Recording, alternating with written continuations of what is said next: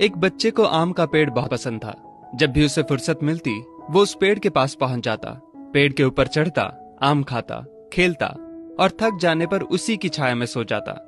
बच्चे और आम के पेड़ के बीच एक अनोखा रिश्ता बन गया। बच्चा जैसे जैसे बड़ा होता गया वैसे वैसे उसने पेड़ के पास आना कम कर दिया। कुछ समय बाद तो आना बिल्कुल ही बंद हो गया। आम का पेड़ उस बालक को याद करके अकेला रोता।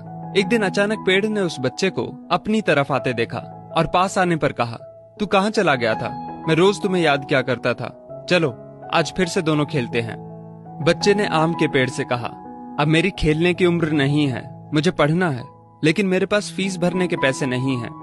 पेड़ ने कहा, तू मेरे आम लेकर बाजार में बेच दे, इससे जो पैसे मिलेंगे उससे अपनी फीस भर देना। बच्चे ने आम के पेड़ से सारे आम तोड़ लिए और उन सब आमों को लेकर वहां से चला गया। उसके बाद वो फिर कभी दिखाई नहीं दिया। आम का पेड़ हर पल उसकी राह देखता रहता। एक दिन वो फिर आया और कहने लगा, अब मुझे नौकरी मिल गई है, मेरी शादी हो चुकी है, मुझे मेरा अपना घर बनाना है, लेकिन इसके लिए मेरे पास अब पैसे नहीं हैं।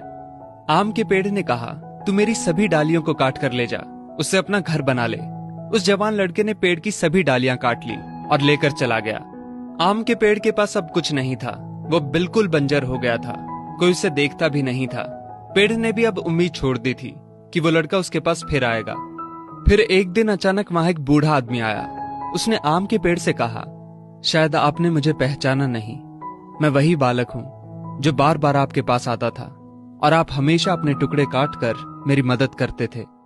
आम के पेड़ ने दुख के साथ कहा, पर बेटा मेरे पास अब ऐसा कुछ भी नहीं जो मैं तुम्हें दे सकूं। वृद्ध ने आंखों में आंसू लिए कहा, आज मैं आपसे कुछ लेने नहीं आया हूं, बल्कि मुझे आपके साथ जी भर के खेलना है, आपकी गोद में सिर रखकर सो जाना है। इतना कहकर वो आम के पेड़ से लिपट गया और आम के पेड़ की सूखी हुई डाली फिर से अंकुरित हो उठी।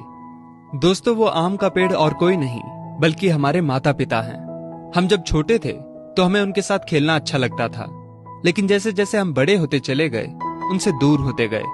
पास भी तब आए जब कोई जरूरत पड़ी या कोई समस्या आन खड़ी हुई। आज कई माँ बाप उस बंजर पेड़ की तरह अपने बच्चों की राह देख रहे हैं, जाकर उनसे लिपटें, उनके गले लग जाएं। फिर देखना वृद्ध अवस्था में उनका जीवन फिर से अंकुरित हो उठेगा। किसी कवि ने क्या खूब कहा है, बड़े बुजुर्गों की उंगलियों में कोई ताकत तो ना थी, मगर जब मेरा सिर झुका तो सिर पर रखे कांपते हाथों ने जमाने भर की दौलत दे दी।